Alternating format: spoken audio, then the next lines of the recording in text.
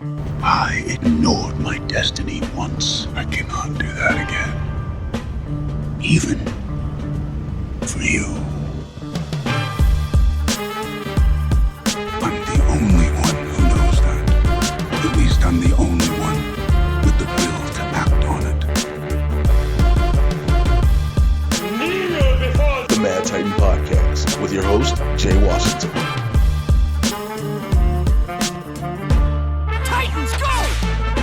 What's happening, everybody? I'm back. It is episode 16 of the Mad Titan Podcast with me, the resident supervillain, Mr. Jay Washington. I know you guys are getting this late because I didn't drop it last week. There wasn't a lot of news to really drop, so I wanted to make sure I had enough to give you guys a full, chopped up episode with all the dope shit that's happened, stuff that's come about as of recently. And even as I'm recording this, it's on Tuesday, the 22nd. There's some stuff that just recently dropped that's about to drop later on in the day. So I'm trying to keep updated with it the whole time while I get this out to y'all. Thank you for everybody who's still been rocking with me. Thank you to everyone who's been rating and subscribing on iTunes or wherever you get your podcast listen on. Man, I appreciate all for the rates, subscribes, and reviews. If you have not done so, please go review, go rate. What that does is pushes the podcast up in the algorithm. Makes more people see it. It makes it more visible. And I need that from you all because you all are the reason why I do this. Also, thank you to everybody who has joined the Supervillain Squad over on Patreon, because without you, there would be no reason for me to do this at Patreon as well. I gave you guys a lot of exclusive stuff, my thoughts on Aquaman, Gotham, even I think I'm doing Young Justice in a few, and so much more. But I got all that stuff to talk about a little bit later. Let's get into the podcast now. What we got the show right now. Back this week is a former guest of mine, a good friend of mine. I had to bring him over to have him come record this and talk, because I was like, all right, I got to get this out the way. And who else do I want to bring? I need somebody that knows a bit the culture, that knows what I'm talking about, knows how I want to talk about it. He is a stand-up comedian. He is the host of the For the Culture podcast and a member of the Cornbread Kitchen sketch troupe that goes down once a month at UCB out here in Los Angeles. My homeboy, Mr. Nick Alexander. What's going on, sir? What's up, Jay? How you doing, brother? I am well. Thank you for coming back over here about doing this. Thanks for having me, man. Yeah, you know, sometimes you just run out of options. Hey, man, I'm the last. I'm the last minute because 6 niggas canceled. I feel it. I received that. It's only 4. Okay, 4. Only 4 I'm always dope to talk with you, bro. Man, I appreciate it though, man. So what's going on with you, bro? Yo, man, you know, like you said, this past weekend, my comedy group, Cornbread Kitchen, we just did our show at UCB. Yo, which, by the way, if you didn't know, that's a black sketch group. Right. Like, I don't know any white sketch group that's going to name themselves Cornbread Kitchen. Hell fucking no. And not get crucified. Yeah, we had to be black. We got one white girl. She's like our Jim Carrey to the In Living Color. But yeah, we do improv with sketch. So we had our show this past Sunday at UCB. We packed it out. It was also my birthday this past weekend, so we celebrated that too. And we had an after party at Bronson Bar. So it was a fun weekend, just stressful, you know, get ready for the show. Still trying to enjoy my birthday, just doing comedy. But it felt great because the crowd was just fire. We had just a big turnout. Shout outs to Black Book LA, which is a event promotion. They kind of like let black people know about what's happening, and they gave us a big push, and we just, you know, brought people out. You were telling me about that, man. It's Sorry a to cut you off. dope situation. You were telling me about that, and I definitely like it, man. I like to be able to promote things and have things that promote things for the culture. Yeah, and that's who you should. I'm gonna introduce you to Micaiah. Yo, that's dope, man. The fact they do things for the culture. Again, I have this podcast for everybody. Y'all know it. White, black, Asian, Puerto Rican. If your cats can understand English, if your dog can hear it, it's for them as well. It's just I always keep it where it is driven by a culture, that my culture being hip hop, my culture being the black culture. It's driven by that, because for me, the perspective is always, why not keep it raw? Why not keep it real? Sometimes I don't have to be extra aggressive. You don't have to just dislike things and just break them apart and dismantle them. But you can say how you truly feel, and to know that there's something like Black Book LA, when there's so much to do in Los Angeles, that brings people to a centralized location to find things that are for and about the culture, is a dope thing. So that's why I said that, man. Absolutely. So yeah, like for anybody who just want to go to something like really black, if that's the experience you're seeking, I would follow Black Book LA and Micaiah. She's a curator of that, and they post you, they promote you, so it's really dope, and it's effective above all else because we had a huge turnout. That's dope, man. But let's get right into it. We'll talk more about Black Book LA later. We got to kick it off with Marvel news, and in the best news to kick it off with, to hear about this morning, the Oscar nominations were announced, and it is official. Black Panther is an Oscar-nominated movie for Best Picture.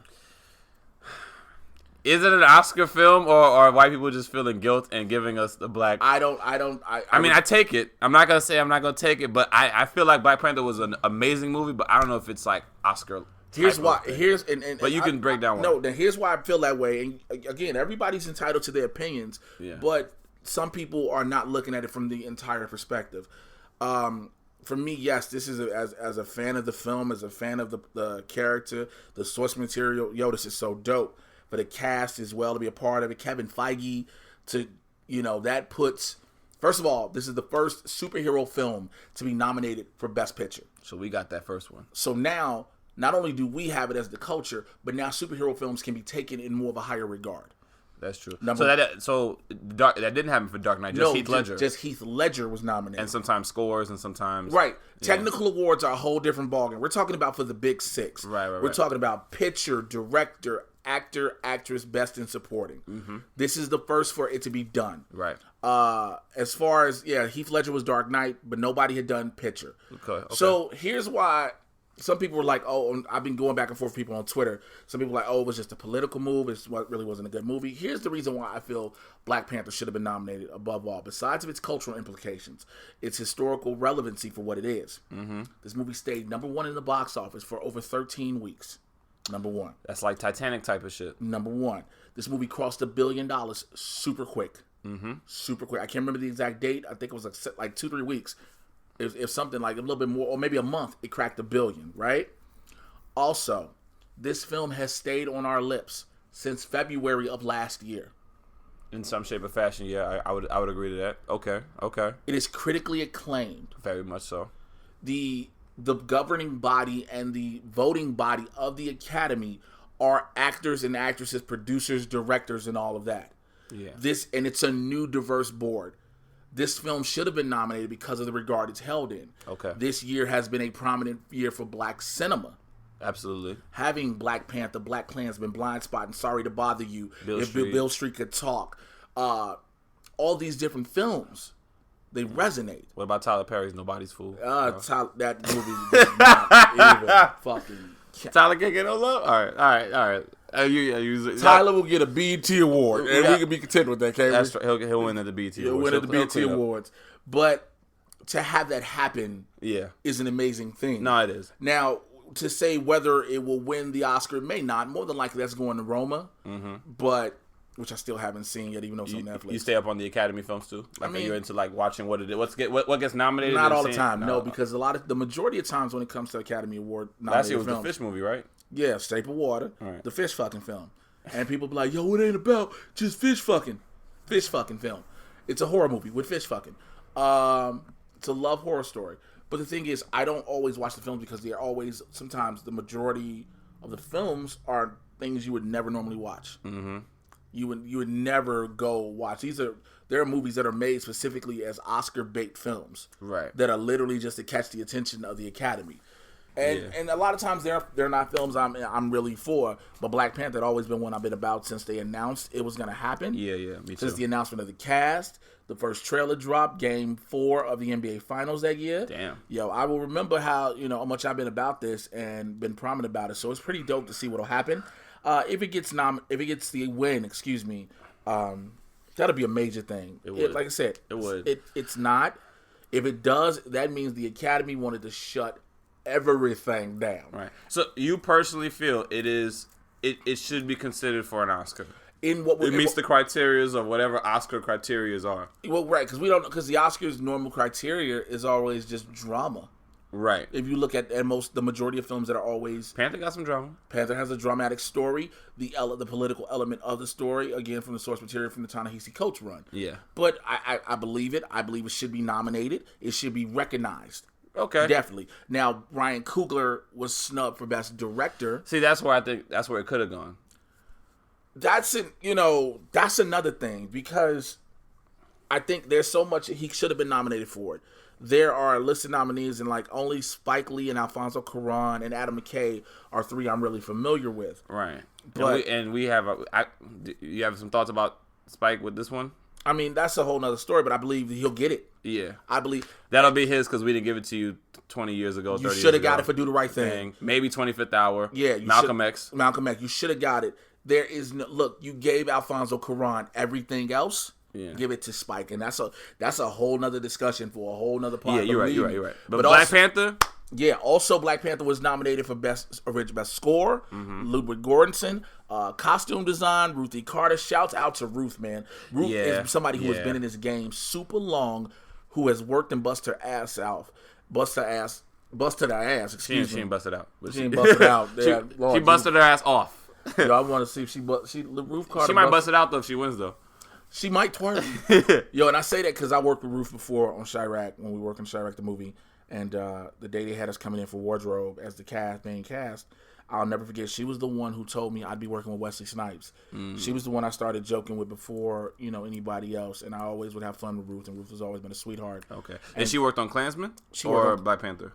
She worked on Black Panther. Okay, got you. She worked on Black Panther. She's the reason we have that beautiful color, that beautiful garb, that imagery, that scene of the waterfall before the trials. That's all Ruth E. Carter. Okay. So that's her, including with all the rest of the costume designs. That's Ruth.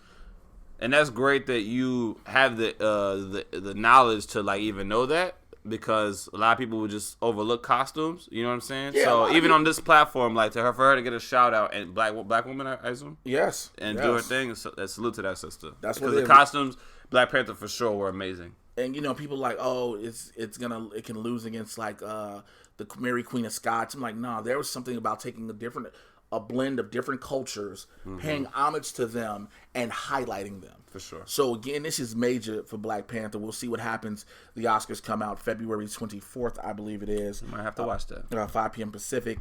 So, we'll see what happens with that. Are the Avengers hosting? They're trying to do it. That would be dope. I mean, they can, because the Oscars are shown on Disney. Disney is shown on ABC. Excuse me. ABC is owned by Disney. Makes perfect sense. So, it makes perfect sense.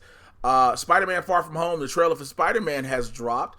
And it came out at the Comic-Con experience in Brazil a couple months ago, and we only got like snippets of information of what it was. We didn't get a chance to see it. Now, they experienced it in Brazil. We just got the cliff notes. And now we saw it. Did you see the trailer? No, I wanted to stay away from it because I thought it was an injustice to have the Spider-Man trailer when we think Spider-Man is gone from. I respect that. You understand? I kind of want to be like, Spider-Man, he still needs to get saved before we go see his movie. I respect that completely, because it also, they did say that this movie takes place time chronologically after Endgame. Right. Which I was like, man, that sucks. Yeah. Yo, like, don't put the trailer out for that. I agree. Yeah. They put it out, and they didn't tell us what time, it'd be a guessing game.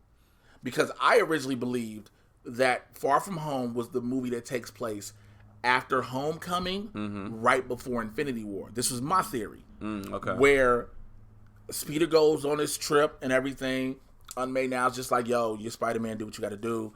And he does his trip, and when he comes back home, his class goes on a field trip to the Museum of Modern Art in New York. Tie-in. Because he tells Mr. Stark, I was on a trip on my way to MoMA. Okay. He gets on a school bus. The driver is Stan Lee, right into Infinity War. That was my theory. Jay, you make a great writer, man. You should have been.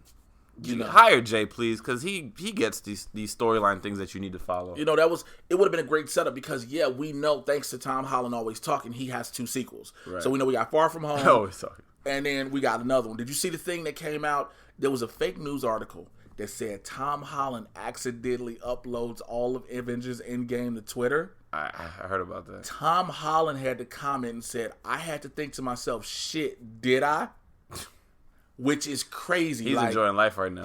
First of all, you got to be enjoying life if you're him. You grew up as a kid watching Spider-Man. Now are Spider-Man. And you're a good Spider-Man. And you're a damn good Spider-Man. So there ain't no issue with that. But did the animated one win anything for the Oscars? So the animated Spider-Man Into the Spider-Verse is nominated for Best Animated Feature, which is more than likely going to win. Yeah, that show's killer. It's nominated along with Incredibles 2. Okay. Ralph Breaks the Internet.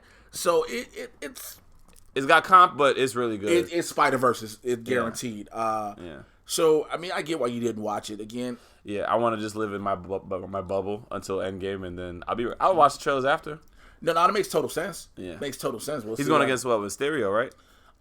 Yeah, we see Jake Gyllenhaal for the first time as Mysterio. Jake Gyllenhaal, if you look at the pictures, Jake Gyllenhaal looked like he showed up to the costume keg party at a frat and was like, "Hey, bro, I'm here. Am I late?" Like that's how he looked. But he looks. If you look at the pictures, it's a dope costume as Quentin Beck.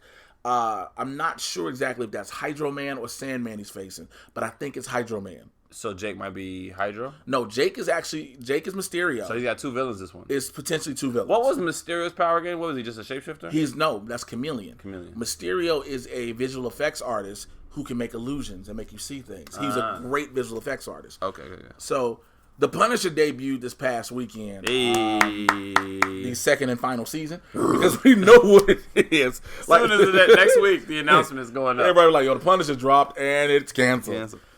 You are only halfway through. Now, first of all, before I go any further, if you have not seen this, I'm going to give some spoilers up until the point where Nick is. Right. Okay? So if you haven't seen it, pause the podcast, write your time code down where you're at, then come back. Okay? Right. Nick, what episode are you on? I finished episode 6 as of last night. And can I do humble brag real quick? I got to go to my first Hollywood premiere last week, and it was for Punisher. Which I saw. Yeah. Like, yo, how'd that come about? So my boy, shout outs to Kev Mason. He's a comic friend of mine, actor. He plays Grim on Power, and he was the black dude in the bar scene. Yeah. Of the first episode, so he invited me to He's the bouncer dude. Yeah. So he came out to LA, and he was like, yo, I got the Punisher premiere. You want to come through? And he put me on his list, so I got to roll with him to the premiere. And Did you go to the after party? Yeah, I went to the after party right next door into that bar. Nigga, man, it was fun. They had good wine. They had good snacks in there. You couldn't say, hey, man, I know somebody else who'd like to come. I knew you had to come from Van Nuys. Where was the premiere at? It was in Hollywood at the ArcLight.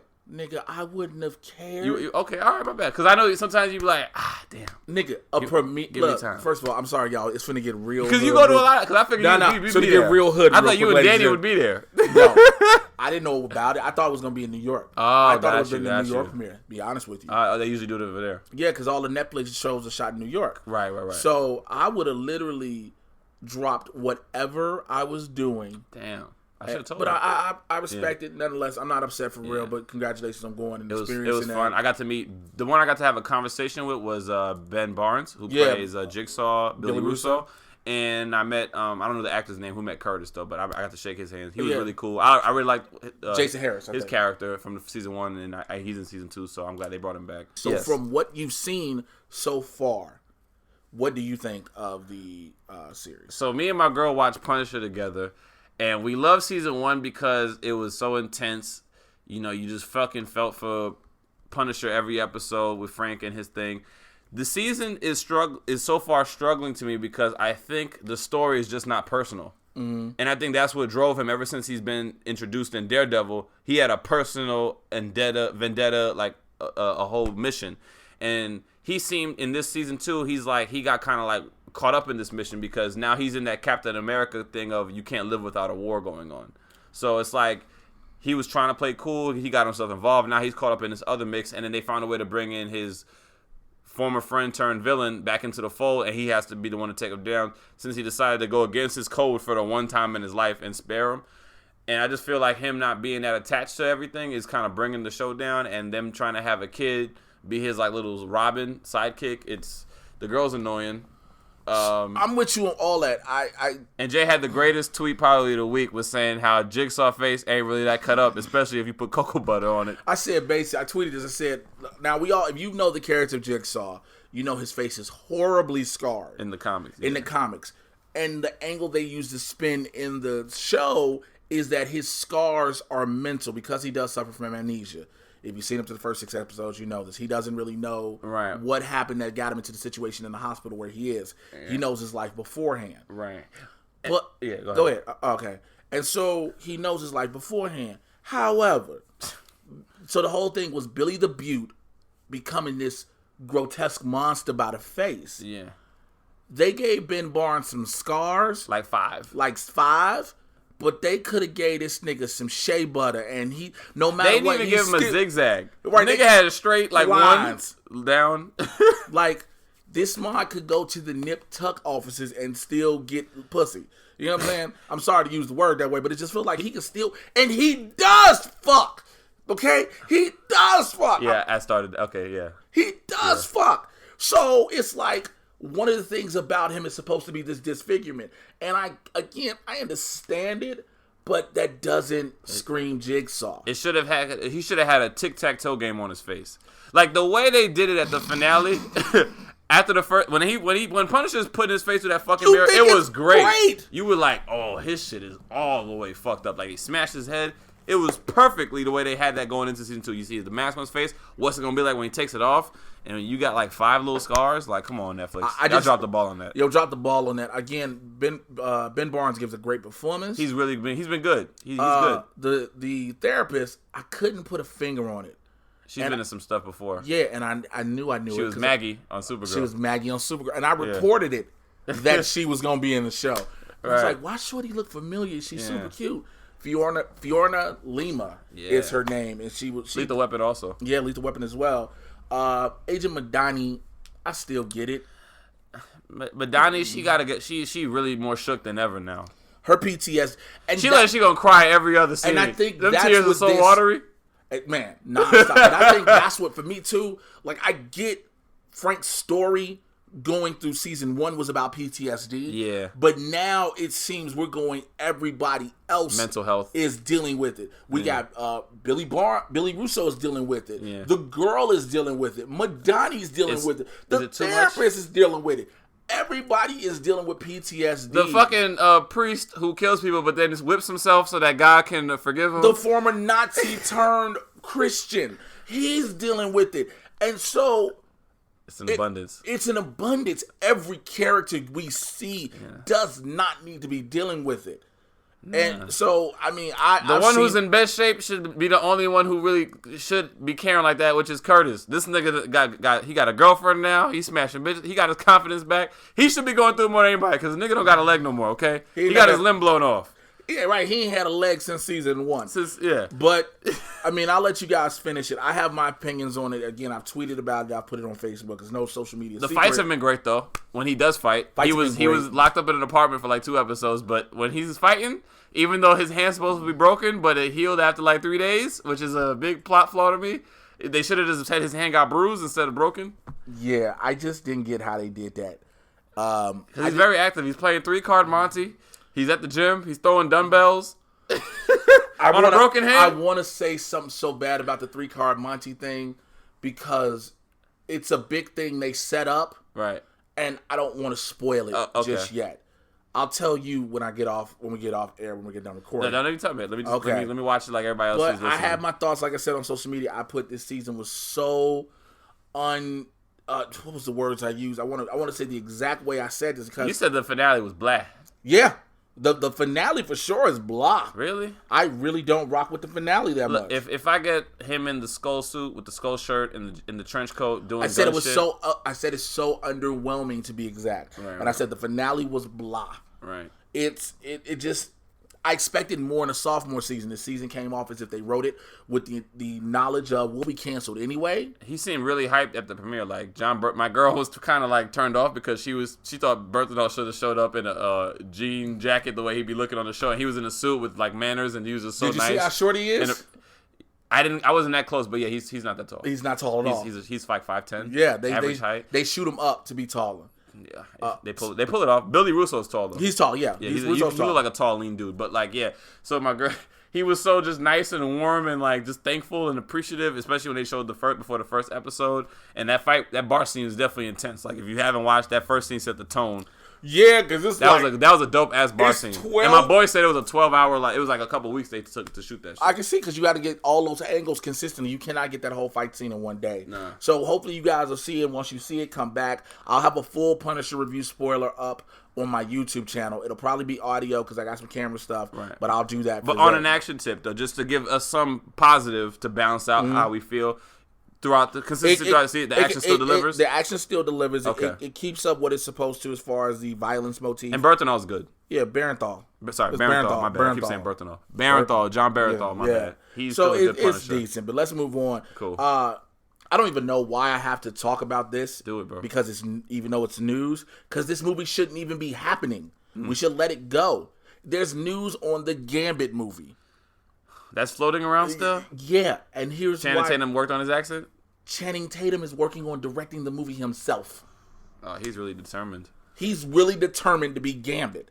Like, the last director they had, Gore Verbinski, fell off. There's been no director. There's been no script. Also, how are you going to just jump yourself into doing a film when now Disney, Marvel owns your property?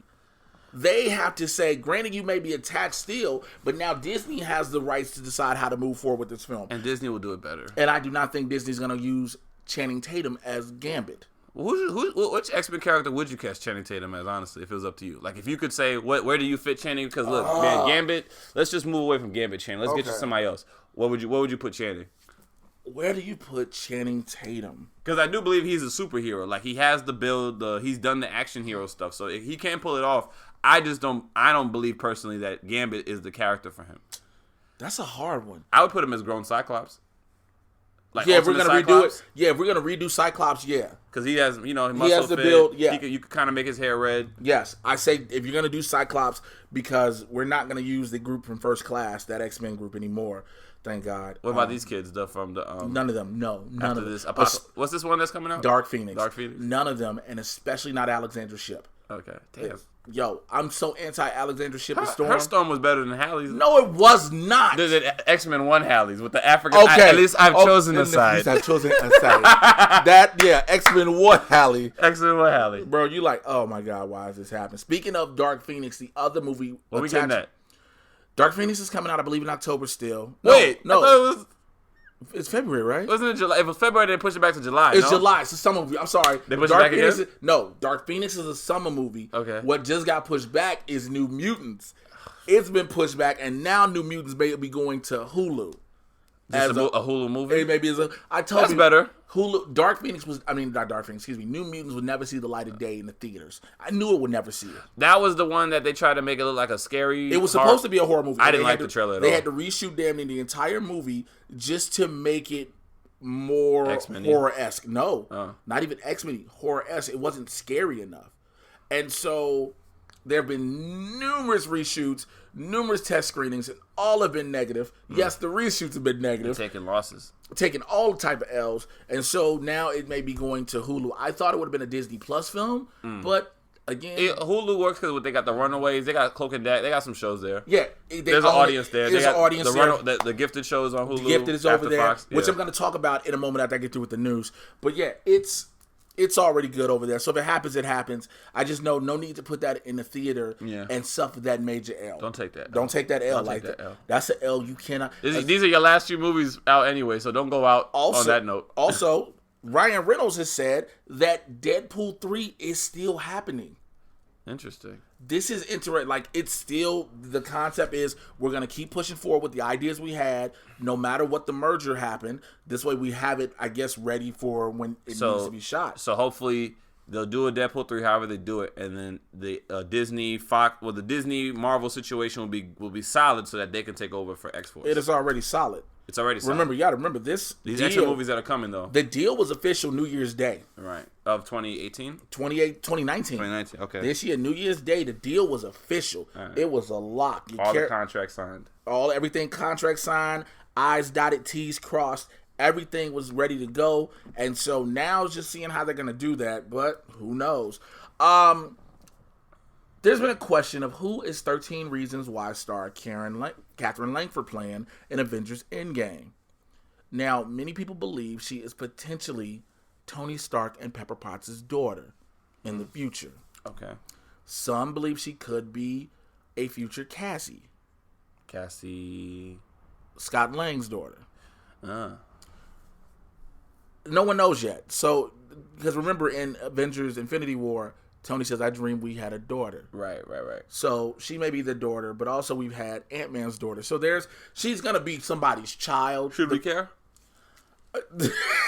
I'm sorry. I'm thinking about Avengers and even Cassie's. I'm like, Ant-Man. I mean, she was cute in Ant-Man 2, but like, should we care? Is she really going to serve a purpose? Well, both daughters do become members of the Avengers in the long run, so I guess that's the thing phase we're doing.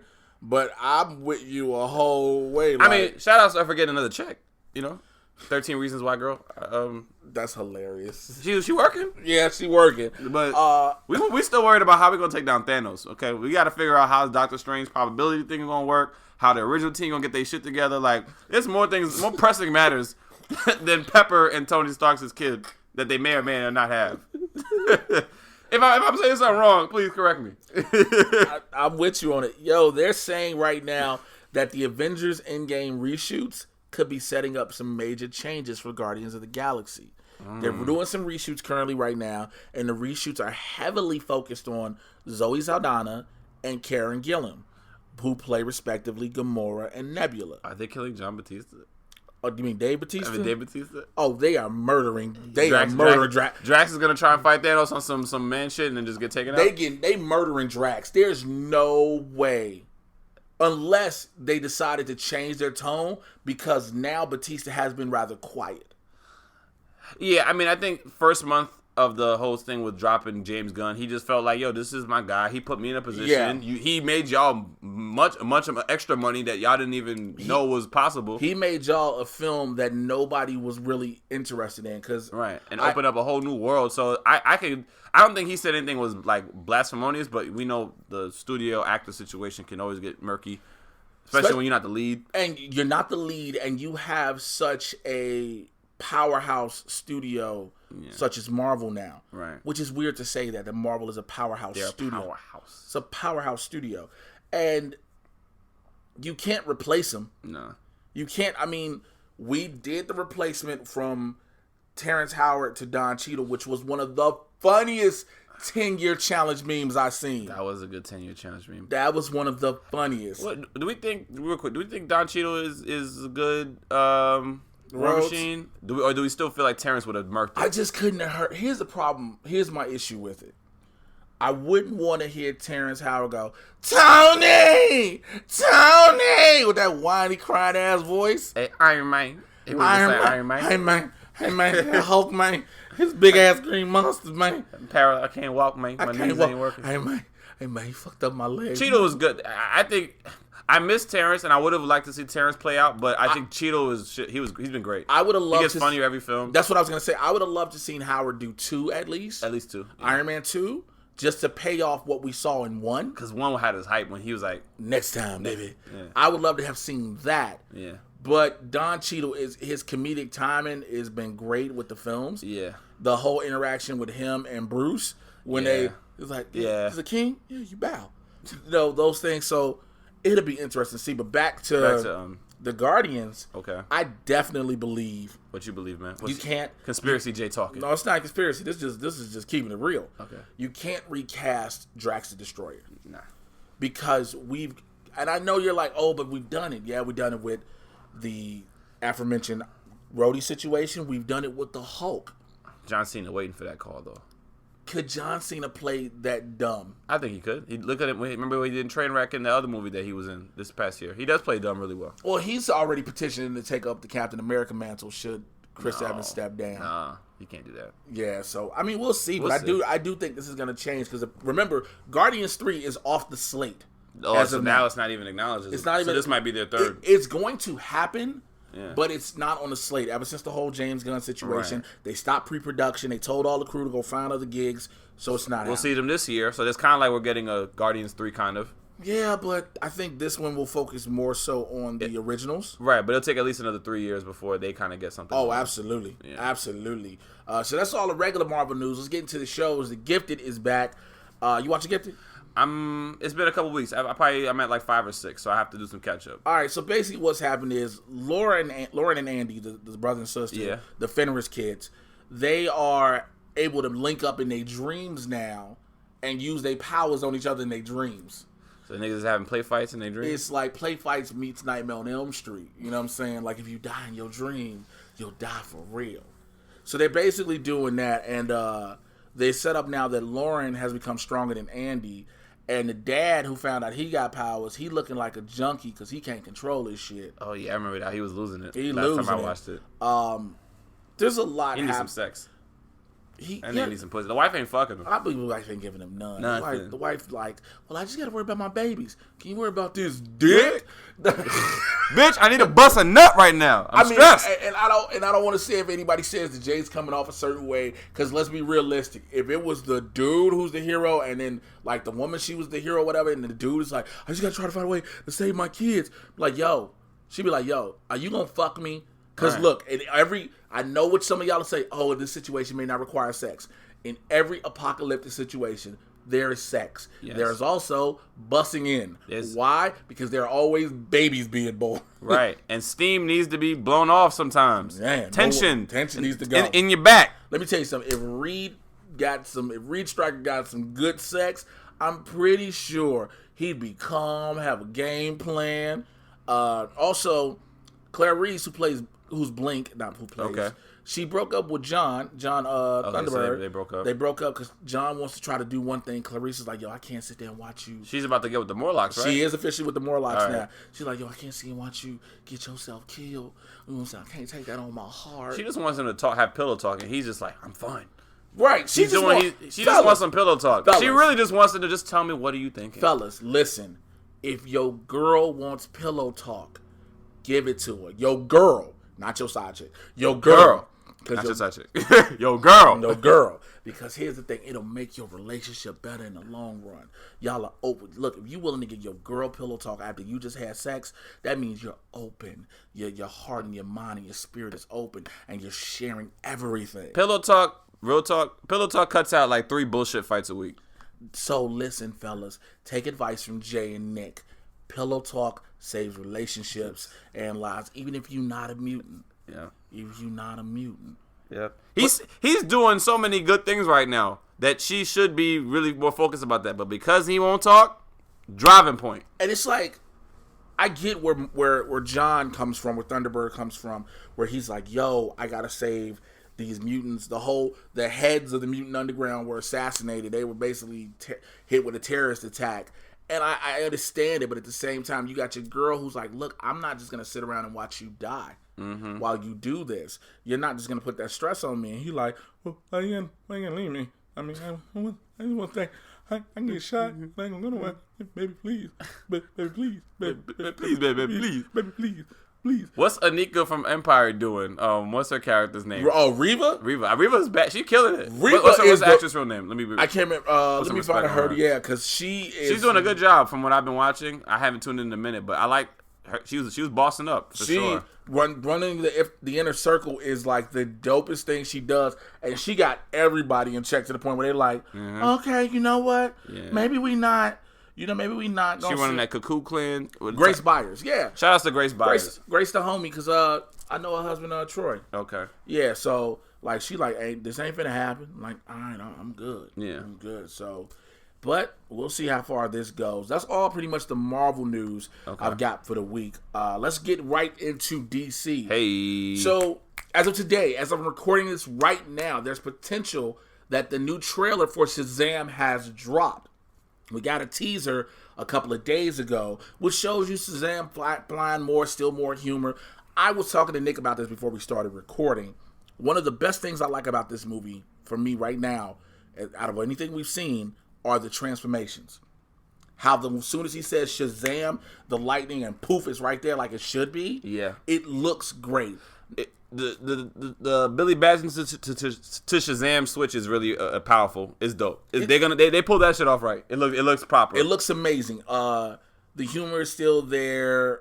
Sometimes I'm still trying to I still got to get into Zachary Levi as SHAZAM that's gonna have to grow on me, and I think it won't grow on me until I officially see the movie. Yeah. I'll go see it because it's just I want to see a superhero film. I want to see DC get another plus under their belt since Aquaman just did such wonderful. I want to see Big with superpowers, basically. Yeah, Big with superpowers. Good. Also, Funko just let me tell you something. Toys will spoil movies for you. When it comes to superhero films, Sure will. Any and all of the toys will spoil movies for you. They will give you major plot points you shouldn't see, and Extra characters. Funko is now the perpetrator of this. Funko dropped some Funko Pops, the image of the Funko Pops they're dropping for the film. You get one of Shazam, of course, but you're also getting the Shazam family. And it's Darla Dudley and Eugene Choi as their Shazam characters. And it's not just the kids. We knew the kids were going to be in there and it was going to introduce or set up the family later. Right. But to show you this is them in their costumes is like, no! Let that be a surprise. So when this trailer drops, more than likely they are being featured in the trailer. And that's just too much giveaway. Which has been the problem with movie trailers now because they feel like they got to do 4 trailers before it comes out. And I think you don't need any more than 2 maybe. You got to remember, I've always said this, and I said it last week, I've said it weeks prior, and I will continue to say it. You just need 1 trailer, if that. Because when we are talking about superhero films, they sell themselves. Yeah. We are in a day and age where people are going to see these movies off the strength of them being comic book adaptations brought to the big screen. Right. And Avengers Endgame never needed to drop a trailer. Nothing. We already know we was coming. People were going. You didn't even the little trailer we got to show the desperation and desolation and the solemn and despair, all that. We didn't even need that. We know shit is fucked up. All you had to do was drop a little thing that showed Avengers Endgame. That was it. You didn't have to drop it. Yeah. You don't have. These are certain things you don't need to show. This. For Shazam, I get why you show some things when it comes to Zachary Levi, because you need to sell people on him. And people are not all that way familiar with Shazam too. He's a newer. He's not new, but he's not as popular. He's not as popular to those who aren't familiar with the basic DC characters. Right, because he's never had like an animated show. He's had a couple of movies, and he's appeared here and there on some of the shows, but he hasn't had his own thing featured. And I get that. You kind of need him. You got to push him a little bit more. You got to push the character, and you got to push the actor, because there was a lot of pushback of Zachary Levi. As a casting choice. Casting choice, when he called himself working out the first time we saw the suit. There's been so much. So I get that regard, but I get the showing the transformation. We do not need to see the rest of the Shazam family. No. That should have been something we see only once we got to the movie. After the movie drops, then you see it. Then it is what it is. But there's certain things that do not need to be told. They don't need to be sold. It is getting ridiculous. They're giving us too much. You're giving us too much when less is more. Less is always less more. is more. All right. Also, could we potentially be getting Batgirl in Titans season 2? Now, Titans, excuse me, I always want to say Teen Titans. Titans season 1 on the DC Universe, it made waves. A lot of people enjoyed it. A lot of people were like, meh. I'm like, I get it. I understand. But this season, the series sets up one thing, and I see it. I feel like the entire Titans series is just to set up Robin becoming Nightwing. Literally. That's it. That's it. It's to set up, not even Robin, excuse me, Dick Grayson becoming Nightwing. So is he wearing because I haven't watched it yet. I plan on getting the DC service. So is he wearing a lot of the Robin suit throughout the season? No, not a lot of it. So towards the beginning, he wears the suit a lot. There comes a part, episode I think 3 or 4, if that, he burns the suit. Oh wow. So he burns his Robin suit. Maybe 5 or 6, I'm sorry. He burns his suit. So midway through. Yeah, he burns his suit. And once they burnt that suit the midway through, it instantly lets you know what this show was about now. It's about turning Robin and Dick Grayson. I keep saying turning Robin into Nightwing because technically he's not Robin anymore. It's about turning Dick Grayson into Nightwing. The whole get the team together, whatever. So is it just Robin and his friends? It should be called Grayson and Company? Grayson and Company, because you do have Starfire, you do have Raven, you got Beast Boy, who they gotta also do some come season 2 with that, because Beast Boy only turns into a tiger, and he only can change one animal.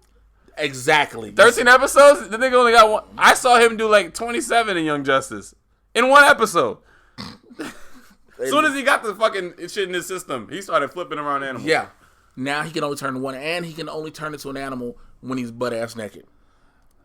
Yeah, they gotta work on that, man. And I know y'all like, what does that mean? Like, It's a lot. No, it's a lot when you're translating, especially when he's been done so well in another medium. Yes, in the cartoons that's still running. Yeah. So he does that, and it's like, come on. But you got the introduction of Hawk and Dove, which Hawk is only in this show just to keep the R rating. That is the only reason you have Alan Richardson as Hawk, because just so he can say fuck every 10 seconds he's on screen. Really? Literally, that's the only reason. I ain't know nothing about Hawk and Dove. I ain't taking nothing away from Alan Richardson's dope actor. Minka Kelly is great as well as Dove, but every time you see Hawk, it is a fuck come out his mouth every 10 seconds. Just to be hardcore because they can be on a service where they curse. Just because they can. Okay, but I watch Titans, but you know, I've been sitting on Young Justice. That's why I gotta get the service period. Yeah, you do gotta catch up with that. Let's go to Arrow. I'm catching up till last night's Arrow, which was Monday. We're recording on Tuesday. If you're looking at the calendar trying to figure it out, just stop. Your head gonna hurt. Did you see yesterday's Arrow? I didn't get a chance to. I saw the trailer. Okay, basically it's what you thought it is. Yeah, we're getting more. We're official now. It's Emiko Queen. Right, I'm familiar. We're getting the story. It's Oliver's half sister. Oliver's daddy was a slut. Shout out to Robert. I want them to show. Is he a slut or a Rolling Stone? He's a Rolling Stone more so. He's a Rolling Stone. I got you. He took care of his family. Families, nigga. Families. He had a whole nother family when it came to Miko and her mama. This nigga. I get those parts. It's also the fact that they got to show where Miko trained, because Miko is cold. She is cold. Like, how do you know how to do all this? Because where did you just go and say, I'm going to go pick up a bow and arrow and start learning to flip and shoot? Because she's great with a bow. But she half Asian, though. She's her so mother, you can already believe that she grew up taking martial arts. That is the most racist shit. It is, but come on. No, that is the most racist shit. Man. You know, because she Asian. You know what I'm saying? She might not. We can at least assume she took martial arts. She Asian. She ain't grow up watching MTV rap. Now, she could be spitting bars while she could, but she probably, come on, let's just. The thoughts and views. Every Asian actor on Arrow has had fighting experience. Come on. China White speak great English, but I'm sure she would do her martial arts before she chose her path in life. The words and opinions of Nick Alexander do not directly reflect those of Jay Washington or the man. PSA me? Yeah, right, damn nigga. Right. All right, nigga. I'll take it. I want that to come on like, oh, you gonna PSA me, nigga? So Emiko trained. Yeah. You don't know where she trained yet. You don't know where she trained. You just know she's trained. She links up with Wild Dog, who wants to help her. Okay. Yeah. You know, he like, because she gets shot and she goes to Wild Dog like, I need your help. He like, okay, I got you. Okay. You know what I'm saying? So now he's one who works alongside of her. Basically, at the end of the episode, Oliver finds out that the new Green Arrow is. He has Felicity do a DNA test on some blood. They found it belongs to the Green Arrow. So it's like, okay, doing the run of DNA scan was like, okay, this is not from Thea. This is on you. This is DNA as your daddy's, and this is your sister. And he like, what? My daddy had another kid. So now we got to get sad, sulking Oliver. Like, and he was like, how come he didn't take care? He was like, why he didn't take care of her? Like, why would he leave her out there like that in the cold? What kind of person does that to their family? I tried to defend my daddy, and my daddy wasn't shit. That's basically what he said. Oh man. But at the end of the episode, basically, Emiko goes to the grave of her mother. Oliver goes to the grave as well and was like, yo, we need to talk. And so in the trailer for the next episode, she's like, we ain't got nothing to talk about your family thing. Everything your family touches is destroyed. He was like, but you're my sister. It says it in the trailer, but you're my sister. Oh, man. Also, here's one of the biggest issues I had with this episode of Arrow. So, of course, we're doing the flash forward. Any good action, though? Huh? Any good action? Some decent action. Scenes? Okay. Some decent action. All right, because I have to prep myself for some soapy shit. They going back to soapy Arrow? It's some decent action. All right. Of course, we got the flash forwards. Right. Been interesting. Flash forwards have been interesting. Because supposedly everything ties together. And everything this happened. It's not a possibility. This is happening. It's set in stone. Yeah. Supposedly. So, Renee is now the mayor of the Glades, not Star City, the Glades. Oh, yeah, because I remember she said we're going to go pay Dad a visit. Yeah. Renee's the mayor. However, I'm going to see if Does he have a patch in his eye? Is he in the office? No, buddy. I will show. You got to see it. You got to research it if you haven't done it. God. Renee aged up. Oh, it ain't the age, brother. It ain't the age. He's missing an arm.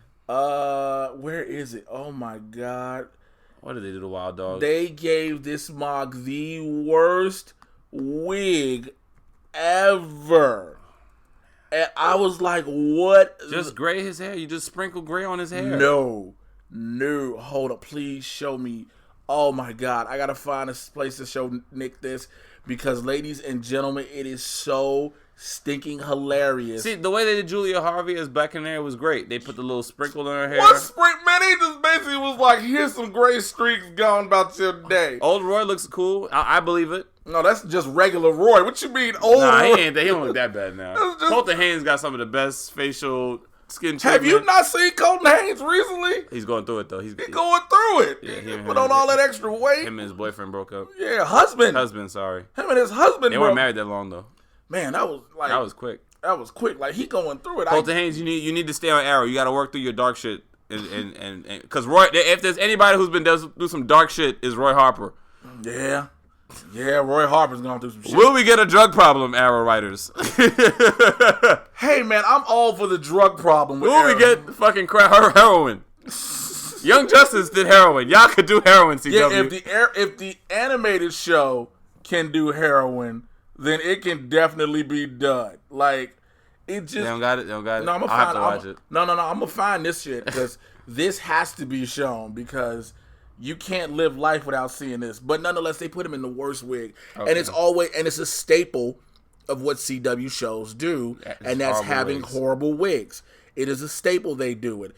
And they made sure to hold true to it. Now, I know people will say, oh, it wasn't that bad with Batwoman. However... It's a purpose. That look has a purpose, the Batwoman look. Oh, my God. They gave him... I'm trying to find a picture of this wig because y'all need to see it because it's so damn... It's bad? Terrible. Damn. But nonetheless, so they give him that wig, and he's the mayor, and we find out he's kind of crooked as well. In a sense, where he wants to take down Star City because now the Glades is a thing, of course. So the Glades got so outed and it became like another city? The Glades is now the hot spot, the money place to go to. And it's like, okay, it's a switch because the Glades was once the hood. Right. Remember, the Glades were the hood. Yeah, it was the Roy from the Glades. They were struggling. They didn't have shit after they had a nightclub in the Glades. Verdant. They should have kept Verdant, yo. Verdant was lit. Verdant was popping. Verdant was popping. It was the perfect setup with the layer. I liked it. I liked Verdant. And that's what what's their layer now? There's no need for one. Remember. Oh yeah, he's working at the police station. Oliver works with the police department. That Mog office is the lair. Okay, Felicity does shit from home. Stay at home. But I mean, here was the thing I liked about the biggest thing I liked about Arrow is something they did that the Flash did not do last week, and it acknowledged the crossover. Because Felicity said one line that acknowledged what happened, and I was good. She says, because Oliver was talking about the shock of finding out about his dad and the new family. And Felicity says, and I quote, "Not as much of a shock as becoming the Flash and fighting alongside Batwoman." That is all she said. That was it. Yeah, but acknowledgement. The last episode of Flash didn't do it at all. Yeah, they went straight to just back to where we're at. Figured out with Cicada. Yeah. Speaking of the Flash, well, not even Cicada. It was about more Reverse Flash in the Earth, Weather Witch and stuff. The Weather Witch. So back to that, which I want to talk about. They didn't even acknowledge it. They didn't even acknowledge it. They should have. The way I guess people thought they were going to get past it was we have Wayne Tech. Like, no, that's not enough. That's not enough because look, Oliver became Barry. And Barry became Oliver, and all this other crazy stuff. But Barry isn't even utilized most of the episode. Come to find out, Nora is trying to figure out, do people change or not?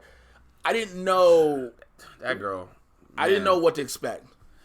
If she don't know that she getting used by Eobard, like. Well, she's listened to her mama. From Future Thorn. She listened to her mother that says people can change. So now she's believing that is possible. Well, especially after Barry co-signed it, that maybe a Thorn could change, but once the nigga, you know that this nigga killed your grandparents, why do you even try to align yourselves with a nigga what is he promising her? I want to know, not even what is he I want to know what Nora's secret is. There's something dark about Nora, and it can't be nothing pretty. Yeah. Because she's erased all the files about her out of Gideon. Yeah, because that in the nigga, time Sherlock Wells, which is let's talk about this real quick. He's committed to that accent. No, let's talk about how bad that character is. First of all, him as Sherlock is horrible, and then why does he need to talk like this with his ear part on? Tom Cavanaugh likes to really just do out there shit, and it usually works. And I was like surprised. I'm like, oh, they're gonna commit to this Sherlock thing all season. I mean, like, because it could have just easily just been a Detective Wells who earbud dresses funny, maybe. Yeah, but the earbud Thorne voice is like, oh, the future one, yeah. Yeah. So Nora. Yeah. And then the Sherlock is like, yo, just do your regular voice. Like, yeah. I mean, look, in an ideal setting, we just always want that Earth 2 Dr. Wells to be with us because he's the best Wells. He really is the best Wells. I guess. Earth 2 Wells is the best Wells. Oh, yeah. Earth 2 Wells is the best. Earth 2, Jesse Quick's daddy is the best Wells. Sure. Yeah, absolutely. Absolutely is. But I guess they brought in Silver Ghost, and she started talking about the Young Rogues, which they got away, her and the Weather Witch. Mm-hmm. So there may be a return of them this episode coming up tonight. What are your thoughts on the meta tech? The meta tech meaning like how all these new metas got made this year, or just the fact of the meta tech. Oh, how she was able to do the thing with the car, the key fob. That's a dope car, though. The weather vane, the phone, the cicada's dagger. I mean, I guess they have to refresh how people get powers every year. So the meta tech route. It's cool. Like, I thought the one where the girl was controlling Barry through the blog thing. Yeah, spin. I thought that was kind of interesting. I just think you're reaching. But she just wasn't strong enough of an actress to pull that off. But yeah, I felt like what ideal should have been is they should have just been suffering from particle accelerator stuff. That's what I'm gonna say. It just hit like more people than they expected. Thank you. That is all you should have did. I'm sorry to cut you off, but that's exactly what they should have did. The particle accelerator just got more metas than we thought of, and the dark matter that came from the satellite brought their latent meta abilities out. You didn't need to do this whole meta tech shit, because the dope thing about the metas in season 1 and season 2 were when the particle accelerator went off, whatever they were by or whatever was inside of them is what their abilities became. Mm-hmm. Well, more it was so, great. It great was storytelling. The inside of them was on Static Shock. Right. How the bang, whatever you were inside. Hothead, you were a hot-headed student. Boom. Yeah. But in this one, I don't get why you went away from that. Even going back to last season with the bus thing, the bus metas. The bus metas were, okay, enough dark matter. But you don't need to do meta tech. Nah, because then you make it too easy and it's too easy and accessible. But if you do it by tech, lazy. It's lazy. It's lazy. Above is all what else. it is. I had belief and had hope in the Flash, y'all. I'm not gonna lie. You know me. I rocked with the Flash season 1 because it was great. Season 1 is one of the best seasons. Season 2 is the best. You think it's the best? The Zoom season? Yeah. Yes. Season 2 of Zoom? Yes, is the best. But you got to. Well, I'm torn between 1 and 2, but. 1 is just so beautifully done. It's beautifully done, yes. 2 was, wow. To have to follow 1, it's pretty damn great, considering, even though the Zolomon thing wasn't all the way fleshed out. That's the part that messed up too for me. Yeah. The Hunter Zolomon, the way they did that, like, you ruined Teddy Spears. Yeah. Teddy Sears. You had Teddy Sears and you just. With the, but 1 to 2, I thought 3 would have been great if it was season 7. Yeah, I think everybody... They pulled that card too soon. They pulled that card way too soon. Yeah. You could have sat there and did Cicada 3. Right. Thinker 4. Thinker was really good, though. Thinker was good. The Flash stuff struggled, but the Thinker villain arc was great. But yeah. Neil Sandiland was a really good villain. I mean, but then you go... But this stuff, Cicada's just been horrible. I don't even really care about this guy. The dude from American Pie. I don't care about him. Him making faces, trying to be angry is I don't believe it. I don't believe it. So let me know, if you're listening right now, go ahead and tweet me at Mr. J Washington. Tweet Nick at Nick of Comedy. Let me know, do you enjoy Cicada this season so far? But I just don't like where they're going, because now this meta tech shit is stupid, like I said. Mm-hmm. You should have kept regular metahumans the way they've been metahumans. Right. That's what made this. That's what made the show. That's what made the villains. Right. The rogues. Flash is the best of rogues. And then Silver Ghost does mention the young rogues. So I don't know if Weather Witch will stay with her and they recruit more, or if we're just going to... The Weather Witch story was actually good, though.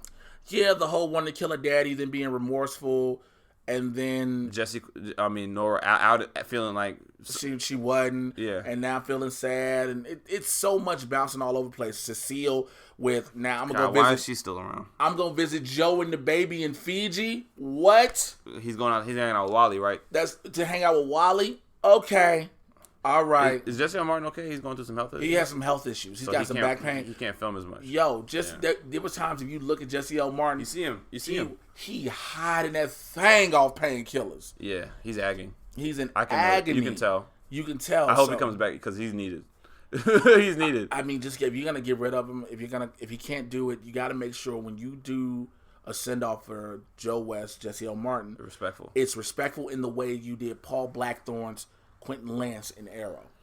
It was good. I was surprised he died though. I thought it would have been just like he retires and. I rather the dying thing completely eliminates the character.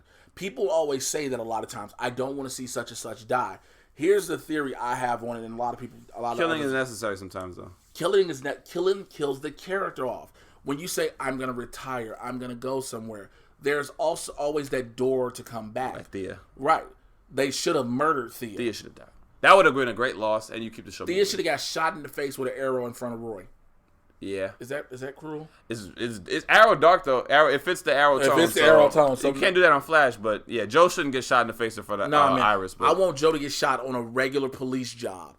Not via Meta. Not via Meta. Because Joe's a cop. Let's never forget this. Yeah. Joe's a cop. He didn't sign up for this shit. He didn't sign up for this He shit. Danny Glover. He Danny Glover out here in these Arrowverse shit. Too over this shit, Iris. I got a new baby. The fuck was I thinking? Right. First of all, if you Joe West, why are you popping in chicks at 50? Nah, you can pop in chicks. I mean, my dad did. Nah, here's the deal. You would think Cecile shouldn't be getting knocked up at 40 something. She shouldn't have been. Well, she can still. I guess they had the money.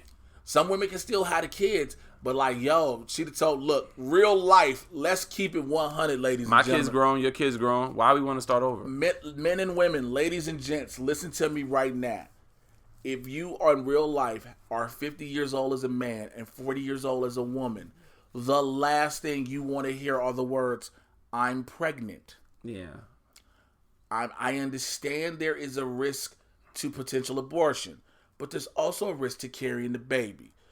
How did they eliminate Cecile's risk? They made her a metahuman. Which was like, oh, man. I'm still, watching her. When her powers manifest in the courtroom, I'm like, oh, gosh, she still got powers? I thought she would have lost it after the, like, why does she still have it?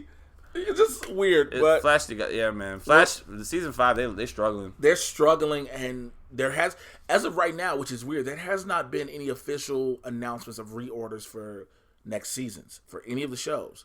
So it's there's a chance that next year might be the last ones for all of them. I don't think all. I think not. Flash could go. No. I think Flash still does the best. Black Lightning will still have seasons. It's too new. You're opening up even with the Akil situation. You're because you still have a strong writing team. They do a strong team of production, a team that knows the stories, and you have opened up. You're opening up the door to the outsiders. To so much more. So we'll see what happens. Black Lightning should stay. Speaking of Black Lightning, let's get into that for a second. Black Lightning. So we're done with Flash. We're done with Flash. Flash, just pick it up, Flash. Pick it up.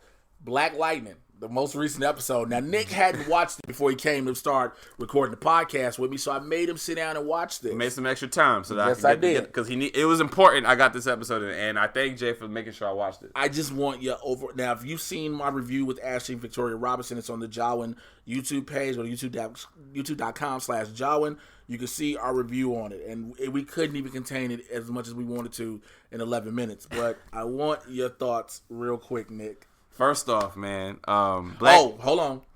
Spoilers. You already know. I don't give a fuck. You ain't seen it. On you. Black Lightning, y'all did a great job coming back from the break, making sure I understand what's been going on and why I should give a fuck going into the rest of the season. When Tobias Church pulled Tobias Wells pulled the spine tech out of Khalil's back, he did a Mortal Kombat fatality. Let's just talk about how we got away with a Mortal Kombat fatality on the CW. And that shit look real. Yo. That shit look fucking real. When I saw it, when Ashley and I were watching it to get ready to do our review, we both were like, what the fuck? Villainy was executed. That was badass. So shouts out to Crondon, Marvin Jones III, and Jordan Calloway. he's up there with. Is he a top 5 CW villain? Yes, he is. I would put him up there. He's up there with Deathstroke. Absolutely. Right? He's up there with Reverse Flash. Yeah. He's Matt Lesher Thawne. The Matt Lesher Thawne. Yeah, the Matt Lesher Thawne, which is still Well, actually just Thawne. We'll just leave Earbar Thawne. Deathstroke. Prometheus. Yes. And I can't give you anybody from Supergirl. I'm sorry. Yeah. Legends, I really can't give you anybody. Because Thawne helped drive that one. Maybe Malcolm Merlin. Maybe in villainy execution. No, he's been allied too much more than villain. Yeah, but nonetheless. But so Deathstroke, Thawne, Tobias Whale, Prometheus. You in the top 5, bro. He's in the top 5. All everything we saw leading up to them trying to find Jen and Khalil, Black Lightning, Thunder, Gambian, and Lynn. Was dope, but then when you had the scene, Khalil telling Black Lightning, like, man, I know stuff like, Jen having powers and you being Black Lightning, and Jefferson looked like, boy, I will fuck you. I will whoop your ass. Twice he gave him that I will whoop your ass. And it was classic black man father. Yes, like when you trying to be disrespectful and you think you outshining your dad, boy, I whoop. He gave you the boy, I would have whooped some southern shit. Like if you ain't never heard a black father go, boy, I whoop. That is a real black father. That was bravo, Crest. But Crest is also a real dad, so I can see that coming out. That was easy for Crest. That was light work. That was light work for Crest. But to see one thing they did that I got to give them praise for, they did not do a basic TV trope. And that trope being when Jen and Khalil are in Khalil's train house apartment. Mm-hmm. And yeah, he got a train house. Shout out to Khalil for getting. I don't know how you get a train house. Shouts out for scoping out Amtrak on painkiller money. Man, listen. And so when they were in there and they were talking, and he was talking, basically Khalil was trying to make the move to get them to get down. To get down. Jennifer Jennifer was like, okay, it looked like it was about to kiss. And then she was like, nah, I don't want to do this. I don't want to lose my virginity in the train yard. Basically in this type place in the situation. Yeah. In normal situations, 30 seconds later, there's a turnaround. She's pressed up against a wall. He goes for it, and you know what? She fights it off and then decides to do it. She just does it. They held some class right here. They held some class with that. Also, shouts out to my homegirl China Ann McClain. Yo, that's who plays the chick. Yeah, okay. Jennifer. Yeah, China the homie. China like, nah, I'm not doing no shit like that. Yeah, I don't want that boy touching me. So China the homie. But I love the fact they didn't have it go that way. They kept Jennifer's innocence. Because that's a normal thing that happens. You gotta protect that innocence, man. In TV shows, the normal thing that happens is she ends up having sex, whether it's her virginity loss or just having just sex. That normally happens. Yeah, man. Black girls are watching this, so they can learn from this. And that's one of the things. Black men watch too. Men. Yeah. I love the fact that they do represent for the black culture so much. As far as we want to put a message out there. And we want to speak to what's going on in real life, speak to what's going on in this world, but also have a values lesson. The teachable moments, Black Lightning does it better than any show. Yeah, and that's the one thing that this show is cemented in its foundation. And I'm so happy and proud about being involved with the cast, talking to them and knowing how things are going. So it's so dope. Man, I saw that Khalil get ripped out. I was like, what the fuck? Then to make it worse, not only did he rip out his entire spinal implant, he had them drop him off in the street in front of the church at the exact place where he got shot. Tobias is a cold motherfucker. That is some cold, cruel, callous shit to do. Top 5 CW villain, easy. Man, so DCCW villain. A lot of the shows, as you can tell, are fully back to rolling. I have given up on Gotham. I can't do it. I cannot do it. I tried. Spoiler: I never watched Gotham. I don't blame you. So you're not even gonna finish the season 5? I can't. We're not gonna see. You're not gonna watch Bruce suit up in that bullshit Batman suit. I'm not gonna watch that, and I don't want to watch that bullshit Bane. I cannot do it. I just can't. I saw the pictures of that Bane. I just can't. So all the shows are back. Supergirl is coming back again. Legends won't be back until April. The Gifted is here pretty soon, and in the spring we'll be getting Cloak and Dagger back. Okay. We get Batwoman is gonna do the pilot. Batwoman's pilot should be coming out. So that they're gonna air a pilot and see how it does. Yes. Oh, okay. So they might air like on a finale or something like that. No, she's getting her own episode. But when's it gonna come? They haven't announced it yet. We might get a Halloween type deal with her. So it'll be next year. No, Halloween this year. Okay, so it'll come in when the new season start, and then she might get like a 13 episode order after the 2020. Yeah, okay, cool. She'll get like that a half run. a season. Yeah, she'll get that run. Okay. What else? New Warriors, we don't know where that's coming yet. Pennyworth drops soon. It's a limited series on Epics. Jessica Jones season 3. That's the last one. Jessica Jones' season is coming out. There's so much involved in comic book TV shows and movies and shit that I get to talk about with you all, and I love talking about and having fun and keeping it real and straight up and honest. And I want to thank people for coming on board, like you, Nick, man. Thank you, bro, always for coming through and rocking with your boy. My dog. I appreciate it. Tell the people how they can find you. Yes, if y'all want to follow me, see what I got going on comedy-wise, add me at Nick of Comedy, NICKOFCOMEDY on Instagram, Twitter, Facebook. So just type in that Nick of Comedy. Follow your boy, Nick Alexander. Yeah, and for me, also, before I tell you anything else, again, rate and subscribe the podcast. Please rate, subscribe, and review. Rate, subscribe, and review. If you're on iTunes, leave a 5-star rating. Please leave a review. If you're on Google Play, leave a rating and a review. Spotify, leave a rating and a review. Please do that. Also, join the Supervillain Squad on Patreon. Patreon.com/Mr. J Washington. It's MRJAY. You should know how to spell Washington. $5. I'm doing a whole lot of stuff I will not do on the podcast. A lot of exclusive stuff. I am going to C2E2 in March. I am going to WonderCon as well. I will be at FanX Salt Lake Comic Con. A lot of interviews will only be going to the Patreon, and I've got a lot of stars lined up already, so you're going to want to be there. Follow me on Twitter and Instagram at Mr. J Washington. I just spelled it out for you. The YouTube channel, youtube.com/JAYWashington80. And I want to thank y'all for rocking with me. Thank you again to Nick. I will holler at y'all next week. And if you're in New York, I am in New York this weekend. Thursday, I will be in Brooklyn at the Sidewalk Cafe. Hey. Friday, I'm at the New York Comedy Club with Mark Ellis. Saturday, it is the live edition of the Movie Trivia Schmodown going down in Brooklyn. I don't know where it is, but I know it's sold out, so it'll be there. You can stream it for $10 live. I will holler at y'all later. I'm out of here. Peace.